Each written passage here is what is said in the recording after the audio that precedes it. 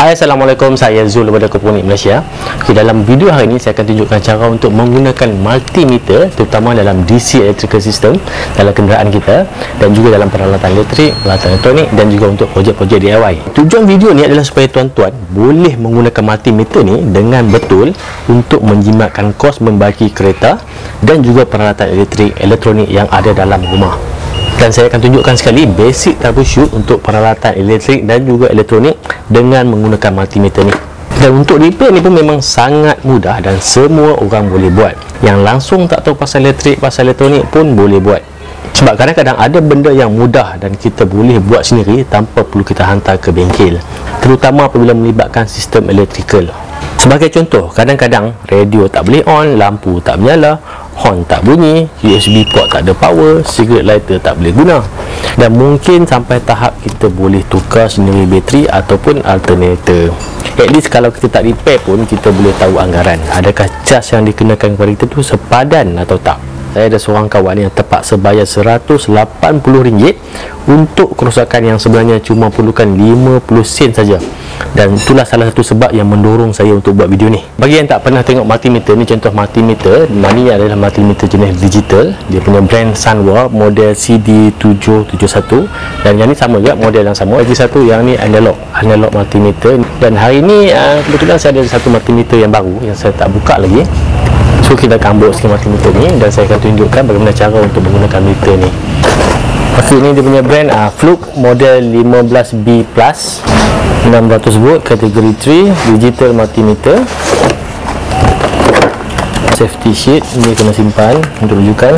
Sekarang ni untuk manual, untuk cara nak menggunakan multimeter ni dia dah tak sertakan dalam ni. Yang ni safety sheet je. Untuk manual kita kena download, kena scan QR code ni, kita boleh download dia manual. Yang kita boleh cari spesifik untuk model Fluke 15B Plus. Ni dia punya test probe. Okey, kita keluarkan meter dulu. Alright, dekat dalam ni ada bateri. Untuk meter ni dia gunakan bateri AA, 2 biji bateri AA disertakan sekali. Kita kena masukkan bateri dulu.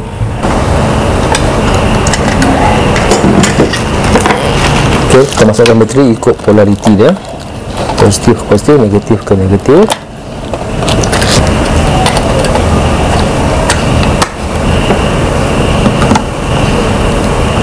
Alright. Okay, kita cuba onkan meter ni.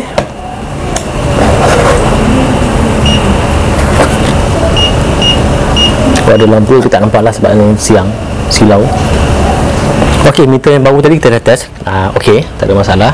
Dan saya pun tak nak cerita detail sangat pasal meter ni, sebab meter ni mana-mana brand pun lebih kurang sama je. Yang penting kena pilih yang berkualiti lah.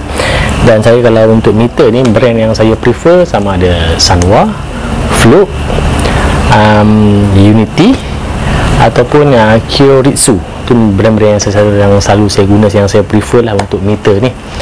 Dan okay, balik pada kita punya topik hari ni, kita nak cerita tentang multimeter, macam mana cara untuk menggunakan multimeter. Okay, dalam DC electrical system, kebiasaannya apa yang bacaan yang kita ambil, yang pertama adalah voltage. Voltage ada dua, AC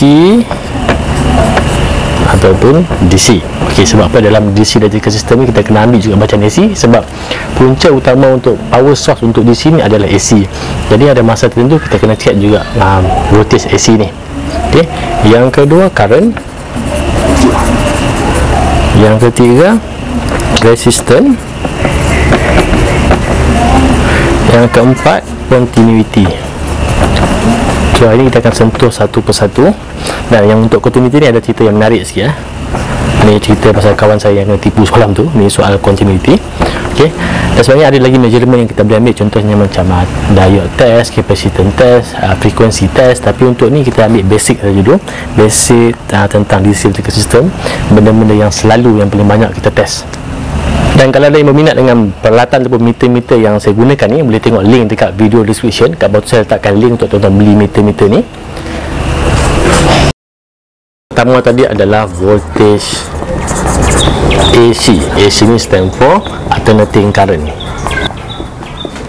Sebelum kita nak ukur voltage AC ni, kita kena tahu dulu dari mana sumber voltage AC ni. Okey. Yang pertama kita ada bekalan TMB. Dan ke dalam rumah kita tu yang kita guna untuk onkan lampu, kipas, TV, itu adalah bekalan TMB. Yang kedua, generator. Ini adalah power generator. Kebiasaannya ada yang petrol, ada juga generator diesel. Yang ketiga daripada UPS. UPS ni biasa kita gunakan pada komputer ataupun server sebagai backup power. Okay, bila tak ada TNB, kita akan gunakan power daripada UPS. Yang keempat, ini dalam solar. Dalam solar kita ada solar inverter. Dan fungsi solar inverter ni untuk tukar daripada voltage DC daripada bateri kepada AC. Untuk kita ukur voltage AC dengan menggunakan meter ni, first apa yang kita kena buat, kita kena buat dulu sambungan probe ataupun test lead.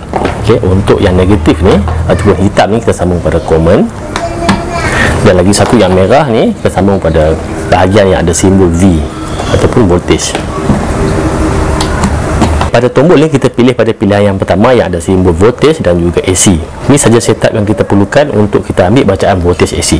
Tadi sumber voltage AC kita dah tahu, kemudian meter pun kita dah setup untuk bacaan voltage AC.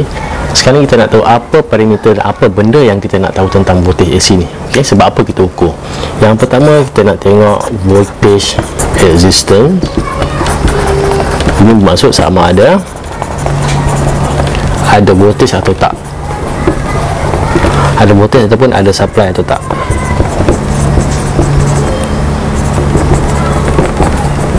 Yang kedua,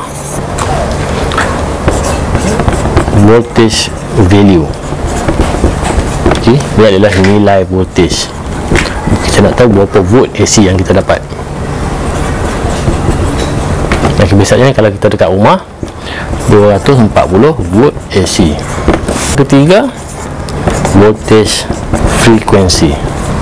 Itu biasanya kalau untuk sistem 240 volt AC ni, dia punya frekuensi adalah 50 Hz. Tapi dekat rumah kita sebagai pengguna, apa yang kita cek biasanya cumalah voltage resistance, sama ada voltage atau tak. Dan untuk cek voltage resistance ni, saya akan tunjukkan kita ada 3 cara untuk kita cek dan 3 alat yang kita akan gunakan. Ok, first kita akan ukur voltage AC dengan menggunakan multimeter. Ok, kelebihan kalau kita gunakan multimeter ni, kita boleh cek 2 benda serentak. Yang pertama, voltage resistance dan juga voltage value. Ok, untuk sambungan probe ni, sebab AC voltage dia tak ada polarity, tak ada positif, tak ada negatif. So kita boleh masuk je kat bahagian mana-mana, sama ada live ataupun neutral, tak kisah.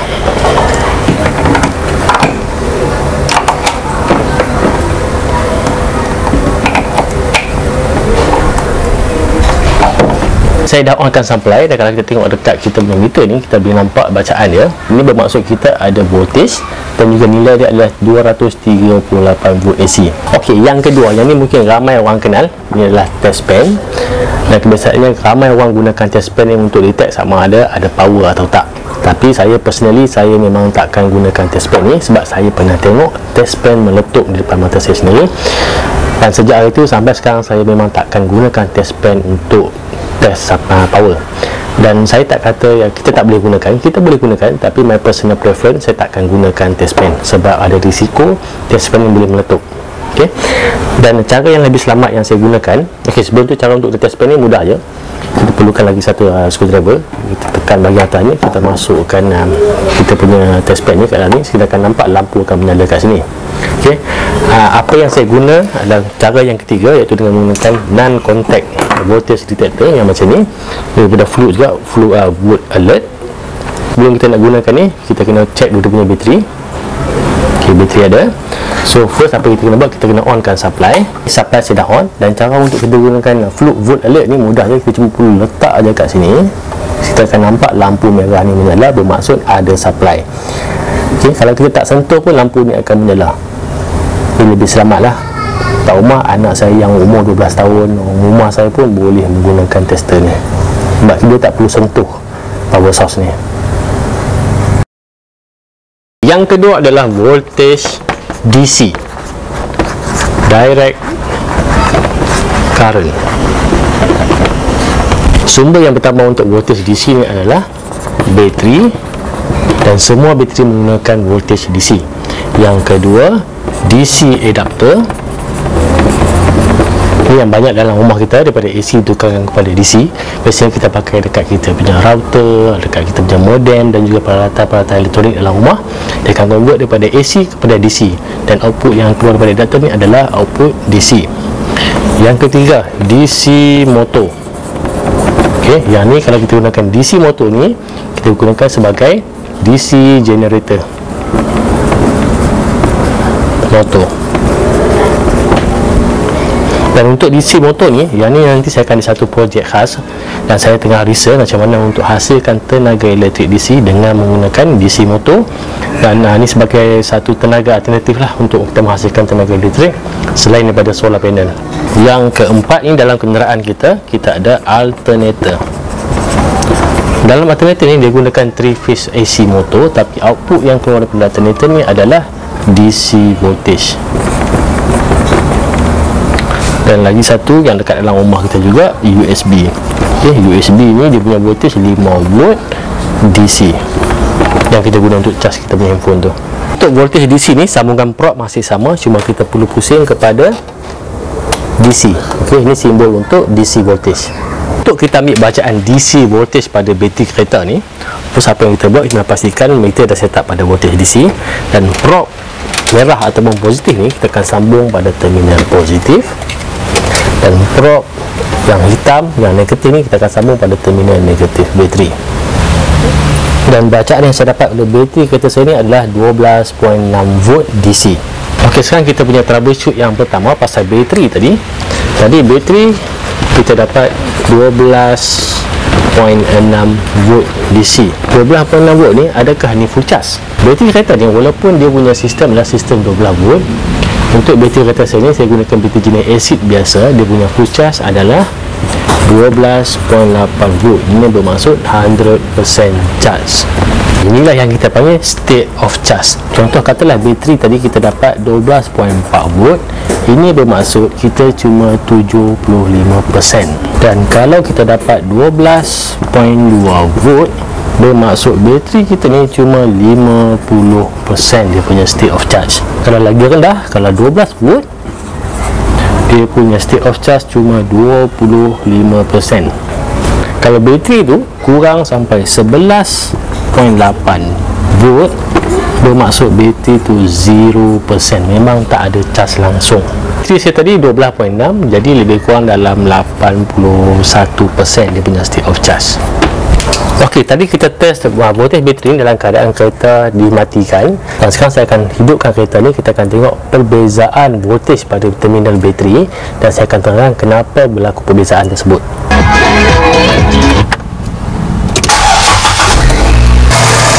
Positif ke positif, negatif ke negatif.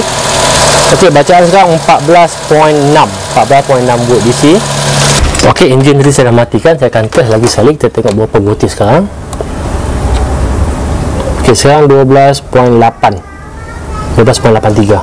Okey, macam mana voltage tadi boleh naik sampai 14.6V? Okey, dalam kereta kita ni ada satu alat yang dinamakan alternator. Inilah yang berfungsi untuk mengecas kita punya bateri. Alternator ni akan digerakkan dengan enjin kita ni. Dia bersambung dengan enjin, dia akan pusing melalui puli yang ada di bahagian ni. So bila dia berpusing, dia akan menghasilkan tenaga elektrik untuk mengecas kita punya bateri, dan juga digunakan oleh peralatan lain dalam kenderaan ni. Jadi voltage yang kita dapat 14.6 tadi adalah voltage daripada alternator. Bagi alternator yang berada dalam keadaan yang baik, dia punya output mestilah antara dalam 14.2V hingga 14.7V. Dan kalau output ni lebih sampai tahap 15V, bateri kita akan rosak. Dan kalau terlalu rendah daripada 14.2 ni, maksudnya bateri kita tak akan charge. Dan untuk kita confirmkan lagi yang mengatakan alternator ni dalam keadaan baik, saya akan hidupkan enjin lagi sekali. Saya akan hidupkan lampu, saya akan hidupkan aircon dan semua load termasuk radio dalam kereta ni. Kita akan tengok perubahan pada voltage.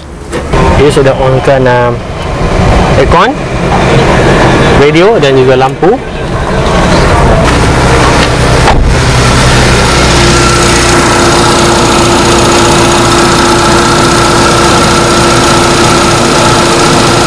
Okey, voltage sekarang 14.33. First test masa enjin hidup tadi kita dapat 14.6V.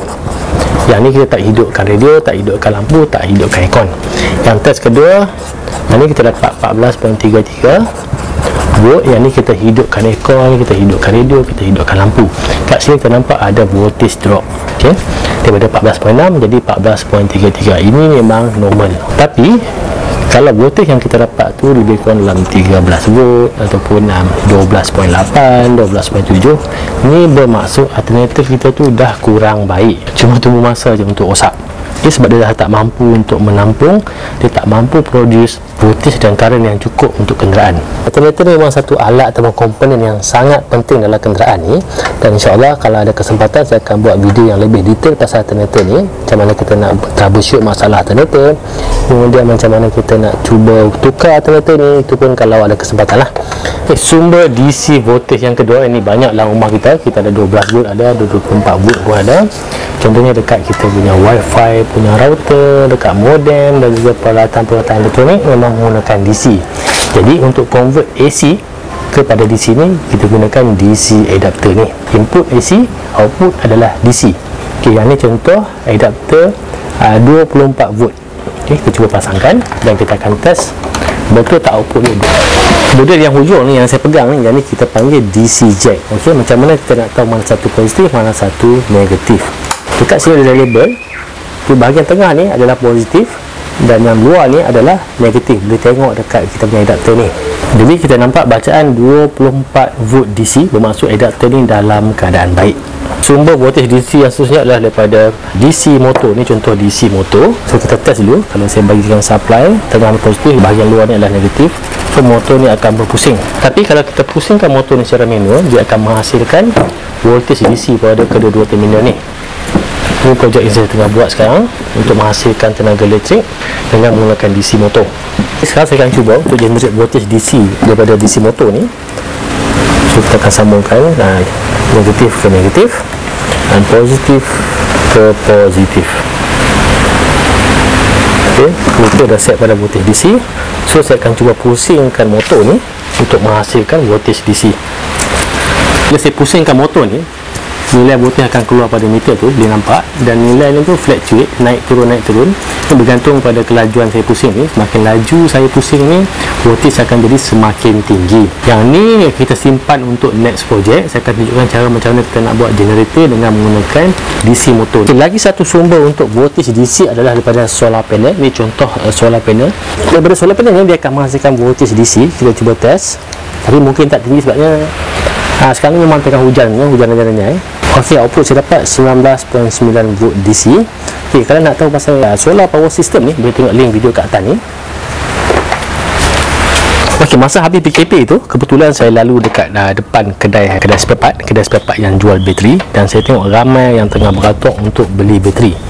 Kemudian saya tanyalah dengan taukiah kedai tu, kenapa ramai yang beli bateri, dan dia pun cerita masalahnya sebab bateri diorang tu tak rosak, cuma bateri tu dah jadi luput cas sebab kereta langsung tak start. Sepanjang PKP 3 bulan kereta langsung dia tak start, so bateri memang akan flat lah, akan kong. Jadi hari ni saya nak share macam mana tip apa yang saya buat untuk maintain bateri kereta ni walaupun kereta ni tak berjalan, tak bergerak ke mana-mana. Tapi masa tu ada juga yang tahu, dia buka bateri kereta, dia bawa pergi ke bengkel dan minta bengkel caskan. Tapi kita kena ingat, kebiasaannya dekat bengkel ni dia cuma ada satu saja charger. Cuba bayangkan kalau 100 orang nak cas bateri, memang tak boleh nak cover lah, nak kena tunggu. Biasanya untuk cas bateri ambil masa dalam setengah hari, ataupun ada tengah charger yang lama sikit mungkin 1 hari untuk cas. Jadi takkanlah kita nak tunggu.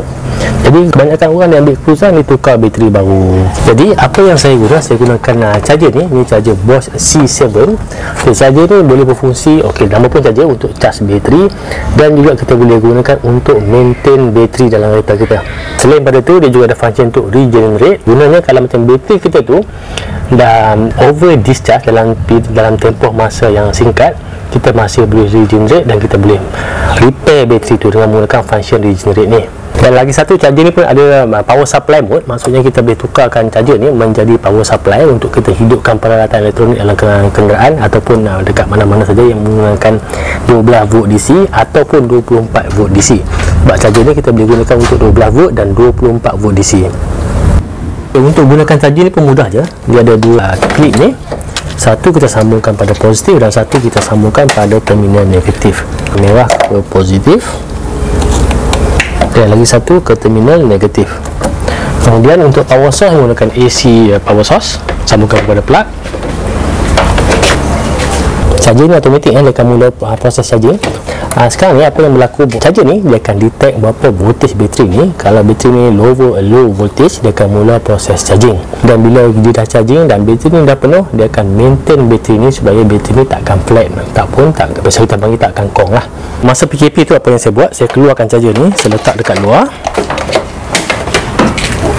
kemudian saya tutup bonet ni. Saya tutup sikit je, jangan rapat, takut wire ni terkepit, dan biarkan macam ni je. Tapi kalau duduk kat apartment, takkan kita nak biarkan macam ni kan.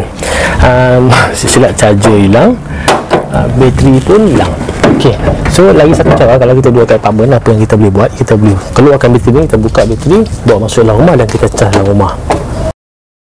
Ok, seterusnya untuk current, saya akan tunjukkan cara macam mana kita nak ukur current dengan menggunakan multimeter. Untuk ukur DC current, benda pertama yang kita kena buat, kita kena ubah probe ni, probe yang positif, yang merah ni, ke bahagian current. Ok, ada lambang, ada simbol A kat sini, ini adalah untuk current, dan maksimum current yang kita boleh ukur dengan meter ni cuma 10A saja. Kemudian pada tombol selector ni, kita pilih pada current. Dia ada simbol A kat sini.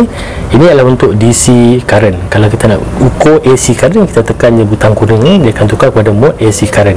Tapi yang ni kita nak ukur lah DC current, so kita tekan lagi sekali, dia akan balik kepada mode DC current. Tadi masa kita ukur voltage bateri ni, kita sambungkan probe ni secara selari macam ni. Tapi untuk ukur current ni, dia ada sedikit perbezaan. Untuk ukur current ni, sambungan meter kita ada lain sikit. Ini adalah sambungan secara siri. Ini kita punya bateri, meter dan juga load. Sebagai contoh, load kita adalah lampu.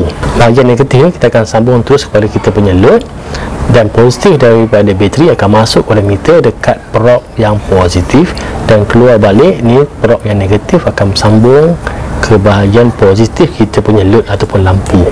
Ok, persoalan sekarang ni, bila masa kita nak guna untuk ukur current ni. Sebagai contoh, ni saya ada DC 12V air compressor untuk kita pumpkan tayar dengan menggunakan cigarette lighter jack. Ok, problemnya sekarang ni, kalau kita tengok pada rating ni, dia punya voltage 12 hingga 14 volt. Tak ada masalah, kita memang 12 volt dan maksimum 14 volt. Dan tapi untuk current ni, dekat sini letak rating ni 15A. Kalau saya gunakan pump ni pada kereta saya yang sekarang ni, yang Nissan ni, tak ada masalah, sebab dia punya rating untuk cigarette lighter memang 15A. Tapi kalau untuk kereta yang lama sikit, dia punya rating untuk cigarette lighter tu adalah 10A, dan dia letakkan fuse 10A. Jadi sekarang ni apa yang saya nak buat, saya nak cuba test current sebenarnya yang pump ni gunakan. Jadi saya boleh tahu sama adakah selamat saya gunakan pump ni pada kereta yang dia punya fuse cuma 10A pada cigarette lighter. DC air compressor ni dia gunakan cigarette lighter. Jadi apa yang saya buat, saya akan sambungkan alligator clip ni dengan lagi satu yang sebelah hujung ni ada soket untuk cigarette lighter. So saya akan sambung ikut polariti, positif warna merah dan negatif warna hitam. So kat sini kita dah ada power 12 volt. Kita test dulu kompresor ni sama ada berfungsi atau tak. Kita sambung, lampu dah menyala, saya akan on kan. Ok, berfungsi. Jadi sekarang kita akan mulakan untuk kita test berapa current yang digunakan oleh kompresor ni. Jadi sekarang apa yang saya akan buat, saya akan cabut klip yang untuk bahagian positif ni. Saya akan sambungkan pada terminal negatif pada kita punya multimeter. Kemudian probe yang positif ni saya akan sambungkan kepada terminal bateri. Ok, lampu dah menyala. So sekarang saya akan onkan pump ni, DC kompresor ni.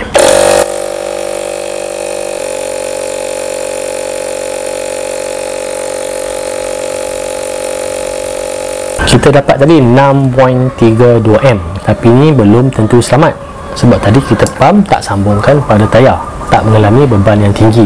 Dan sekarang saya akan test lagi sekali. Saya takkan sambung pada tayar, tapi saya akan tutup lubang angin keluar ni, so pump ni akan mengalami tekanan yang tinggi lah, dan dia akan menggunakan lebih current ni. So kita akan test. Saya akan tutup bahagian ni, tempat angin keluar ni.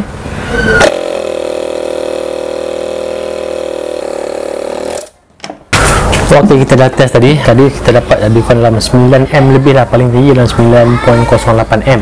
Masa tu dekat pump ni cuma keluar dekat 30 PSI, kita ada current dah naik dekat 9A. Jadi saya rasa pump ni tak tak selamat kita gunakan untuk kenderaan yang dia punya fuse untuk cigarette lighter rating pada 10M. Jadi bila kita gunakan juga pump ni pada kereta yang rating dia 10M, fuse akan blow.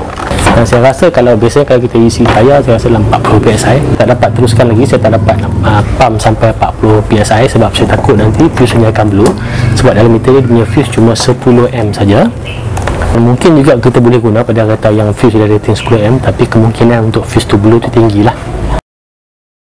Yang seterusnya adalah resistan atau rintangan. Unit ukuran untuk resistan adalah ohm. Simbol dia macam ni. Dan simbol elektrikal untuk resistan. Untuk memudahkan pemahaman tentang resistan ni, saya akan gunakan lampu LED. Ini adalah lampu LED 12 volt. Dan kita ada sumber bekalan daripada DC jack, ini 12 volt. Jadi saya akan cuba untuk nyalakan lampu ni dulu. Okey, kalau tengok ni lampu ni memang menyala dengan terang. Kemudian apa yang saya akan buat, saya akan sambungkan resistor ni, resistor ataupun perintang ni pada litar lampu ni. Resistor ni adalah komponen elektronik dan berfungsi untuk mengurangkan pengaliran arus elektrik, dan pada masa yang sama dia akan menurunkan voltage. Jadi saya akan sambungkan resistor ni pada terminal blok ni, dan kita akan ubah sikit wiring kita punya lampu tadi. Sumber positif akan masuk kepada terminal blok yang kita sambungkan resistor ni. Jadi arus akan mengalir melalui resistor ni dahulu, kemudian baru akan sampai ke kita punya lampu LED. Sebelum saya onkan lampu tu, kita tengok dulu penyambungan yang saya buat tadi. Negatif daripada power source sambung pada negatif, kemudian yang positif ni dia akan masuk dulu pada perintang, kemudian baru akan mengalir kepada lampu yang kita akan onkan nanti. Jadi kita akan onkan lampu ni, kita akan tengok perbezaan tahap kecerahan lampu ni selepas kita pasangkan resistor. Okay, kalau kita tengok ni lampu masih menyala tapi cahayanya sangat malap berbanding dengan sebelum kita pasangkan resistor, sebab resistor ni telah mengurangkan jumlah karen dan juga voltage. Okey, meter saya dah set pada volt DC. Jadi sekarang kita akan tengok perbezaan voltage input dengan voltage yang keluar selepas pada resistor. Okey, input voltage 12.6. Kemudian kita akan tengok voltage selepas resistor cuma tinggal 8 volt DC. Okey, selepas kita pasangkan resistor ni secara automatik voltage akan turun, sebab tu kita tengok lampu ni semakin malap. Fungsi resistor kita dah tahu, biasanya resistor ni digunakan dalam litar elektronik untuk menurunkan voltage dan juga karen. Okey, cara untuk kita ukur resistor ni, first pada meter, kedudukan probe masih sama. Tombol selector ni kita akan pilih pada simbol ataupun lambang ohm. Resistor ni dia tak ada polariti, dia tak ada negatif dan positif. Jadi kalau kita letak sebelah mana pun bacaan dia tetap sama. Kalau kita tengok pada multimeter ni, bacaan untuk ohm kita ni adalah 215 ohm. Jadi kita tahu resistor ni adalah resistor 215 ohm. Okey, jadi sekarang ni kalau dalam kenderaan, dalam automotif, bila masa kita nak gunakan ukuran ohm ni. Okey, ini sebagai contoh, saya ada kabel plug untuk kereta Nissan saya yang lagi satu, Nissan Eddy Resort. Okey, ini dia punya kabel plug. Salah satu dari kabel plug dia ada 4 kabel. First, apa yang kita nak buat? Kita kena ukur kepanjangan kabel ni. Okey, kepanjangan kabel ni lebih kurang 2 kaki. Tapi sebelum kita ukur nilai ohm kita punya kabel plug ni, kita kena tahu dia punya spesifikasi. Sebagai contoh, untuk kabel plug ni, untuk panjang 1 kaki, okey, nilai maksimum untuk ohm ataupun untuk rintangan adalah 12,000 ohm ataupun 12k ohm. Ini bergantung kepada jenis ataupun brand kabel plug yang kita gunakan. Jadi memandangkan panjang kabel tadi kita ukur tadi adalah 2 kaki. Jadi maksimum adalah 24,000 ohm ataupun 24 kilo ohm. Jadi kalau kabel ni bacaan dia lebih pada nilai 24,000 kilo ohm ni, bermaksud kabel ni dah rosak. Kita memang kena tukar. Okey, untuk ambil bacaan, meter kita dah setkan pada ohm. Kemudian dekat dalam ni dia ada satu nampak macam besi, itu dia punya pengalir. Kita perlu sentuh dengan probe, mana-mana probe tak kisah, positif atau negatif. Kemudian yang lagi satu ni kita akan sentuh juga. Bacaan yang kita dapat 11 kilo ohm. Okey, 11 kilo ohm, maksud kabel ni masih dalam keadaan baik. Kemudian yang terakhir dan yang inilah yang paling banyak kita gunakan ni dalam troubleshooting masalah elektrik elektronik ni, iaitu continuity. Tujuan kita test continuity ni untuk kita tentukan sama ada sambungan ataupun tidak. Sebagai contoh, seutas wire ni daripada point A ke point B. Sebab kadang-kadang kita tengok kabel ni nampak macam cantik, nampak macam tak ada masalah, tapi kita tak tahu yang dekat dalam ni dah terputus. Jadi tujuan kita gunakan test continuity ni untuk pastikan ada sambungan daripada point A ke point B. Jadi kita akan test kabel ni sama ada kabel ni dalam keadaan baik ataupun tidak.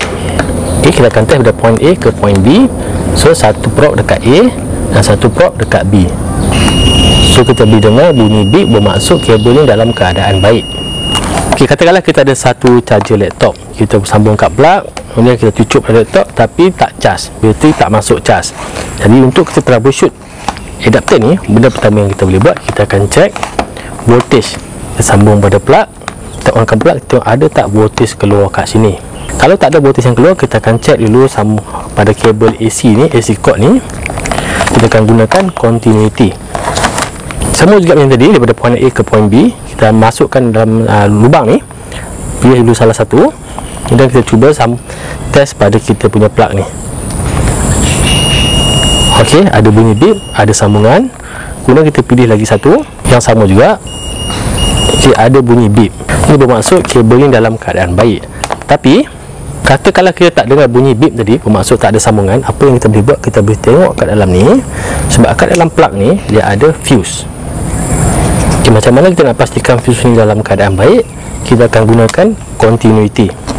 Jadi bila kita test, kita dengar bunyi beep, bermaksud fuse ni dalam keadaan baik. Lagi satu apa yang saya nak share adalah tentang keselamatan semasa mengendalikan bateri ni. Okey, bateri ni kita ada dua terminal, positif dan juga negatif. Kalau kita pegang dengan tangan, kedua-dua terminal ni serentak, tak ada masalah. Sebab ni adalah voltage DC dan voltage dia cuma 12 volt. Tapi kalau untuk bateri yang 48 volt ke atas, kita tak boleh sentuh lagi dengan tangan macam ni. Dan apa yang kita kena ingat, jangan sesekali kita sambungkan positif ke negatif ni secara direct dengan menggunakan wire ataupun apa-apa saja, kecuali load seperti lampu ataupun motor. Dan kalau ada pengalih yang jatuh antara dua terminal ni, positif dan negatif ni, dia akan spark. Okay, akan nampak percikan api. Jadi kena berhati-hati, jangan sekali kita menyentuh terminal ni dengan benda-benda yang bersifat pengalih seperti besi ataupun wire. Okey, jadi sekarang saya akan tunjukkan apa yang akan terjadi sekiranya kita tersalah, kita sambungkan terminal positif dan negatif dengan menggunakan seutas wire macam ni. Kita tengok apa yang akan terjadi. Masih panas. Okey, inilah apa yang akan terjadi sekiranya kita tersalah, kita sambungkan positif dan negatif pada terminal bateri. Dia akan berlaku short circuit ataupun litar pintas. Inilah penyebab kebanyakan kereta kadang-kadang kita tengok tepi jalan, tepi highway, kita nampak kereta terbakar. Berpunca daripada masalah wiring.